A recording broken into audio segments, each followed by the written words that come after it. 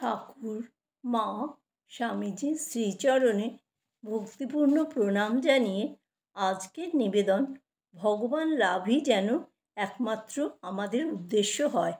ভক্তিশাস্ত্রে আছে একমাত্র ভক্তির দ্বারাই ভগবান লাভ করা যায়।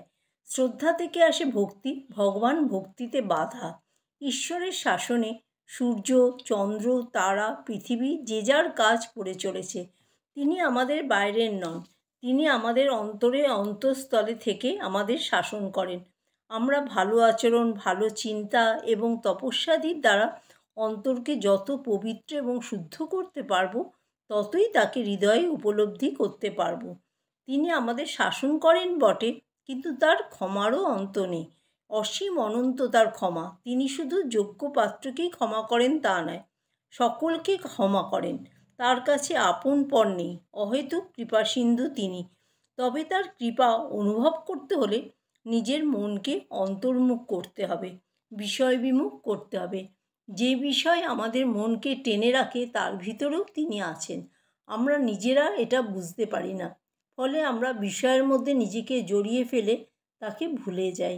আমরা যাকে মহাপাপী বলি তার ভিতরেও তিনি আছেন। ভালো মন্দ, সৎ অসৎ প্রত্যেকের মধ্যেই তিনি আছেন। এটা যদি আমাদের উপলব্ধি হয়, তাহলে আমাদের আর কাউকে ঘৃণা করার অধিকার নেই। ঠিক যারা ভক্ত তারা মহাদুঃখেও অবিচলিত থাকে। দুঃখ কষ্ট তারই দান বলে অনুভব করা, চরম বিপদের মধ্যে, যে কোনো রকম যন্ত্রণার মধ্যে তাকে আস্বাদন করা, এইটি হচ্ছে ভক্তির পরাকাষ্ঠা। দুঃখ কষ্ট বিপদ তারই দান বলে তাতে অবিচলিত থাকতে হবে।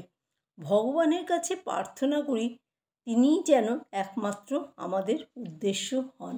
জয় ঠাকুর, জয় মা, জয় স্বামীজি।